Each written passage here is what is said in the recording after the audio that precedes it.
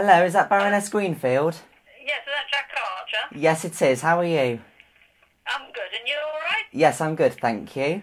So how can I help? Well, I don't know whether you know, I've been talking to your secretary, Emily, but me Yes. and some of my other colleagues are making a documentary about how technology affects young people for our A2 media studies. Right. So I'm just going to ask you a couple of questions for our topic research, if that's okay, because I know that Of you... course, go ahead. Yep. Yeah. Yep. So Okay. if you could just speak nice and slowly and nice and clearly, because the loudspeaker on my phone isn't the best. Okay. If that's okay. Okay, can you hear me all right at the moment? Yep, no, that's no problem. And if Yeah. you could answer the questions in full sentences, if that's okay. Of course, yep. Okay, brilliant. So, first question. Obviously, this rise in technology has had a massive impact on everyone's lives. But I think particularly this has had an impact on young people. So, do you think it's a shame that young people in particular are currently having this technological binge with social networking sites and websites such as Netflix, for example? I think it's a shame if young people really are binging. We all know that the technologies are very powerful, and as such, they can be a means to an end. My concern, when I think it's a shame, is when it becomes an end in itself. That is to say, if people are sitting for hours on end, sometimes up to 18 hours a day in front of a screen, just because of the experience it gives them, rather than using it to enhance their real life in the real world. So I think there's a big difference between using the technologies people all do today to greater or lesser extents to help them in the real world, and that's a great thing. But when it's becoming something that you do instead of the real world, that's when I think it's a problem. Okay. Now, are you personally nifty when it comes to using a computer or a mobile phone? Are you quite technologically savvy? I'm what's called a digital immigrant. That's to say, I'm a baby boomer, so I was born in the middle of the last century. Right. So that means I've had to learn how to use the technology. It doesn't just come naturally. I'm not like babies nowadays who go up to a television and try and expand the picture with their thumb and their forefinger. Obviously, I'm someone who grew up in a world that had typewriters and televisions, but they certainly didn't have keyboards and screens as much and as easy as they do today. On the other hand, very comfortable with word processing, with emails, with text. I personally, and this is a personal reason, not because of technological incompetence, I personally shy away from Facebook and Twitter and Instagram and all those other networking devices because I feel that I don't have the time to spend following and tweeting and recording. I want to just get out there and live my life. Okay, yeah, that's fair enough. That's absolutely fine. So, leading on to my next question, obviously as you're from the generation where you had to become accustomed to this boom in technology in the digital era, did you ever expect that future generations would become so dependent on modern screen technologies, or is it a surprise? It's very interesting to say, how much could one have predicted this? And I think the answer is we couldn't have predicted it. If you think about it, Facebook only really became part of people's lives. It only became a feature of life in 2007 or thereabouts, and that was only 8 years ago. So even at the beginning of this century, even when we were celebrating the millennium in 2000, if someone had painted the picture that now exists, I don't think anyone could have predicted how it would happen. We all had emails, of course, but that's very different from having smartphones and having this constant wiring and hyper-connected state. So I don't think anyone could have predicted it, and I don't think anyone did, to be honest. Yeah. which is why I think that there's an issue now, because we couldn't anticipate what the issues would be, what the problems would be, what the opportunities would be. Suddenly it was upon us, moving at a huge speed. A lot of people have started making a lot of money, but a lot of money out of this. And as soon as that happens, that does skew a little bit how one evaluates something and what one wants. Because if you have a load of people having fun and other people making money out of them, then you're not going to be that popular if you start saying, look, there's a problem here. Yeah. Yeah. So I think that, in a sense, we've been overtaken by events. And I for one personally couldn't have predicted this. I don't know if any of my contemporaries could, but I would be surprised if they could have. Yeah, it's very interesting, isn't it? Yeah. We watched your seminar session at Science World in 2011, Okay. and you explained how the developing brain goes through this transition from a sensory state to a more cognitive state. Indeed. I'm no neuroscientist or psychologist, so with these next few questions, as simply as possible, how long on average does this transitional process take on average? Does it depend on the person, or is it the same? Okay, so it's hard to say there's no such thing really as an average person. We're all individuals. But if you're a human being, what happens is you're born with a full set of brain cells. But over 2 years, the first 2 years of life, there's an astonishing growth in the connections between the brain cells. After that time, a few years later, after that time, slowly they'll be pruned back a little bit, because as you become more specialized in what you do, as you live a certain life, so certain options close. And by about the age of 10 years of age, probably if you then learn a second language, you'll have an accent, whereas you won't have had an accent if you'd learned that second language before the age of 10, because I'd say certain possibilities close down. So what happens then is you live your life, and every time you have an experience, then it will slightly change the connections in your brain in a unique way that makes you the unique person that you are. And that's why even if you're a clone, an identical twin, you're going to have a unique configuration, a new pattern of brain cell connections. And then as you live your life, so obviously you have more connections, it enables you to see things in more and more of a special individual context that we call cognitive. That's why we want older people as being wise, because they're able to see things in relation to other things much more than a younger person would who hasn't had experiences. The only exception to that is dementia, which is not a natural consequence of aging, but it's a disease of old people. And if that happens, the connections are dismantled. So sadly, the person becomes like a small child again. They go back in time to just having to evaluate the world in sensory ways. So if that doesn't happen, and let's hope it doesn't, and that's what I work on, is to combat dementia, then one can see how the more you live your life, the more individual you become, and the more of a fully rounded, wise human being that you become. Okay. You kind of answered my next question, but just to make it a bit clearer for us, really. So what does being cognitive, or having a cognitive state of mind, what does that actually mean? Does that make you more aware, or what? Okay.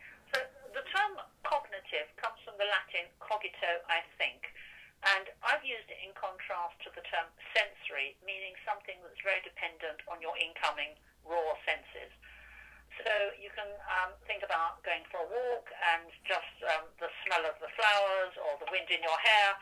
All that will be a sensory experience. However, if when you smell a flower, it reminds you of when you gave some flowers to your mum for Mother's Day or something like that, that would be the cognitive element. That would be your personal interpretation or association of the flowers rather than just the smell of them or the redness of the rose or whatever. So we normally go through life with a combination of things having a sensory component and a cognitive component. But obviously it can vary. So if you, go downhill skiing, the emphasis will be on the senses, just the immediate sensation. Whereas if you're talking to someone in a room where there's no powerful or vivid or bright or noisy or dramatically changing sensations, you'll be focusing on what people are saying, and you'll be thinking about what they're saying, interpreting it in terms of your own way of seeing things. So in that sense, that would be cognitive. Okay. Yeah, I'll ask you this one. Would you say that the frequent use of modern technologies, such as screen technologies, slows down this transition in any way from sensory to cognitive? There is the possibility now that given we've always been like this, that we've gone from sensory to cognitive and lived our life with a combination, that the screen technologies could skew things in a new way to emphasize more the sensory element, because by definition, let's take video games especially, if they were the same as real life, why bother playing them? The whole point of the video games is offering you a very bright, very noisy, very fast-paced, very different experience from what the real world offers. It also, because it's a screen-based visual display, it's not encouraging you to think about abstract terminologies, but is giving you literal action, literal things happening.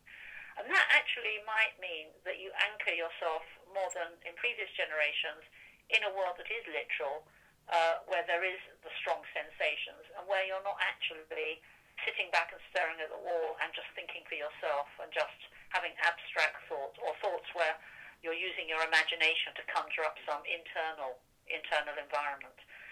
So it's very hard to prove this, but I have said that one of the bad outcomes might be not so much that kids end up being like little robots, but more they just end up being like very small children, which is very needy, emotionally volatile, taking the world very literally, short attention span, need for instant gratification, basing everything on themselves. You know how a 2-year-old will say, "No, I've got a hamster, my favourite colour's red, I do this, I do that." One could imagine that happening in older life now with people that are obsessed just with referring everything to themselves. I do see that as a danger. I haven't proved it.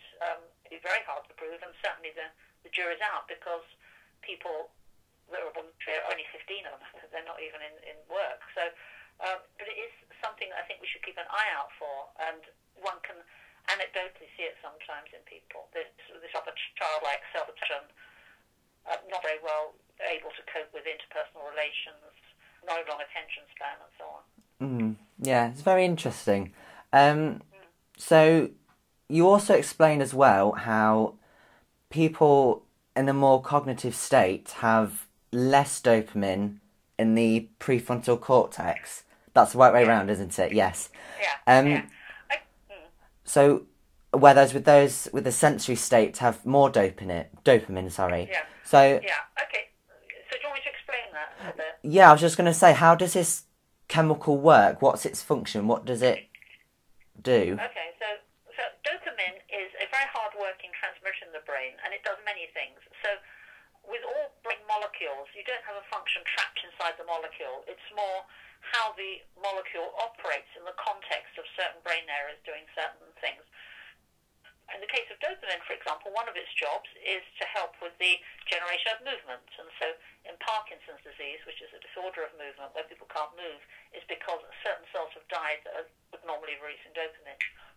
However, for our purposes, perhaps a more relevant function is that in other parts of the brain, the release of dopamine seems to underlie reward, and that is to say people or rats will stimulate their brains to release dopamine, and they'll do that rather than eat. So we therefore guess that the person's enjoying it or the rat's enjoying it. And we also know that all drugs of abuse, irrespective of how they initially work, will all lead to the release indirectly of dopamine in the brain. So we know it underlies addiction. We also know that in certain scenarios when dopamine is released, it's, for example, in adolescence, it's the highest ever surge of dopamine a human being will ever have. And on balance, we know it inhibits the frontal part of the brain, an area called the prefrontal cortex.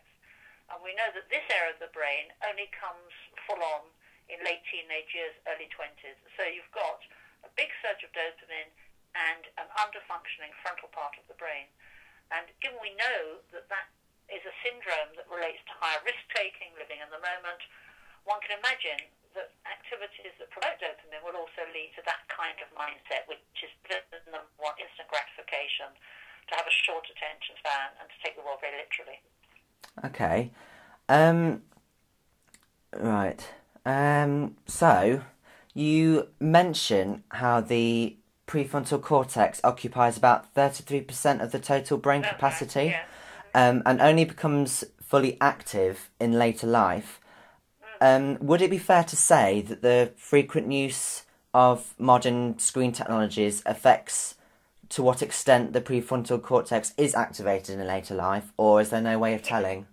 Well, at the moment, obviously, it's hard to experience, but one might predict that the release of dopamine, if it's enhanced in screen technologies, and we know it is. We know in social networking and video games there's an enhanced release of dopamine. If dopamine inhibits the prefrontal cortex, then it would follow that people who engage obsessively in the screen world might be, more than most, inhibiting their prefrontal cortex. The big question is how long this would last for, whether it would continue if they stop doing it. And at the moment, we just don't know, because this has only been around for 10 years maximum. So it's very hard to see in the longer term. But I think that's no reason for not being alert to this as a possibility and for exploring what might happen if it is. Okay. Going a bit off topic now, what do you think the future holds for the number of cases of autism in the UK and the prescription of Ritalin, which is methylphenidate, I think it's called? Yeah, methylphenidate, yeah. Yeah, I thought I said it a bit wrong. Yeah, okay, so there's two separate issues for the future. Let's take first the increase in prescriptions of methylphenidate, which is the generic name for drugs such as Ritalin, which are used to prescribe attention deficit disorder. And as we all know, that's been soaring, and there is evidence that this could be linked to the screen technologies, that if you're engaged rehearsing activities that only need a short attention span, then you're not going to be very good at things that require a long attention span. So you're only good at what you rehearse. Yeah? So if you're doing things all the time that need just a short attention span, that's what you'll have. And I think that this is certainly an issue and a factor in possibly the rise of ADHD that we're seeing. As regards to autism, this is a very sensitive issue, and I'd like to talk instead about autistic spectrum disorder. That is to say, or people who have autistic-like tendencies. An autistic-like tendency would be, for example, people who can't establish eye contact, who have problems with face-to-face interpersonal relationships, who can't empathize with others. And there's certainly evidence that that is happening, and more, that there is a link between autistic-like behaviors and heavy internet use. Now, people say, no, that can't be the case, because autism, you're born with it, and you're diagnosed before the age of 2. That's actually now being questioned. In the States, there's a recent paper showing that half of kids with autism are diagnosed at the age of 5. And moreover, we know that kids as young as 1 or 2 are interacting with iPad alike. And moreover, there is papers suggesting, at least in some cases, an environmental link. So one can't categorically say that all screen technologies will always cause or enhance autism. It just turn around. We can't exclude the possibility that in some cases that would play a part. And if the environment is the screen, then it would make sense, because if you're not rehearsing interpersonal skills, you're not going to be good at them. Yeah, very true. So there's evidence to suggest that young children actually develop the disorder as opposed to being born with it. Well, it's a conclusion. That is to say that perhaps, given it's a spectrum, that kids with the potential for having interpersonal issues, I'm not saying autism, but not being very good at that, they might be more attracted to the screen anyway, and that, of course, would reinforce their inability not to rehearse eye-to-eye contact. So I wouldn't be as categorical as saying it caused it, but I'm just saying an environmental link, more specifically the environment of the screen, might play a part in certain cases where kids are having problems communicating. Okay. In your various talks, you also talk about how a more stimulating or a more enriched environment can result in more branches or dendrites, I think you called them, forming, making more connections to more brain cells. To what extent does using technologies like playing video games, for example, allow these connections to be formed? Does it create more, less?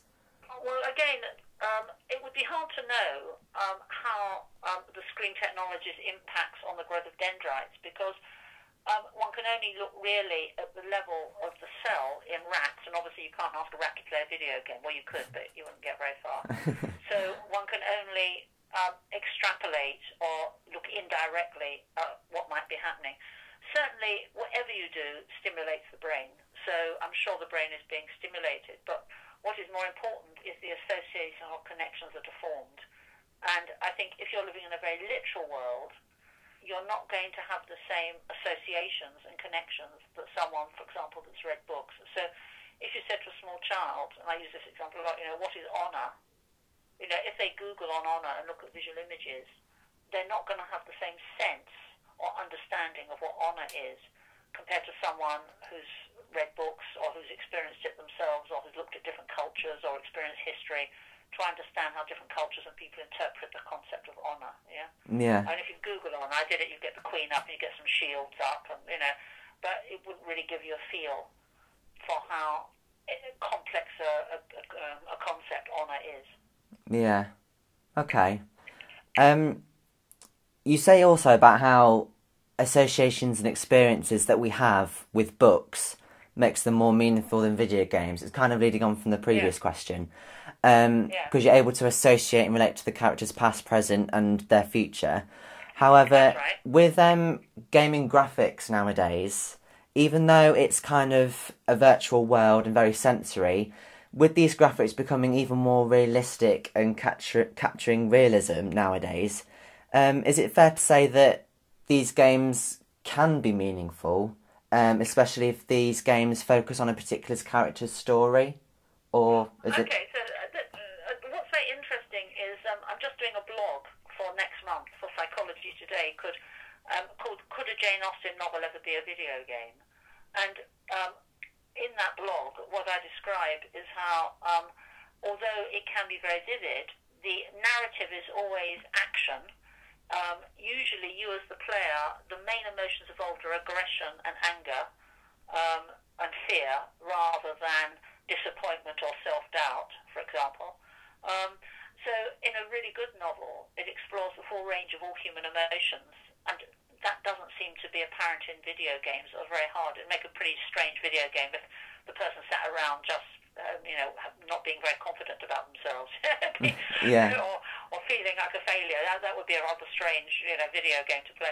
So whilst I know there's one called Syria where you can experience what it's like to be in Syria at the moment, that's all very valuable and good.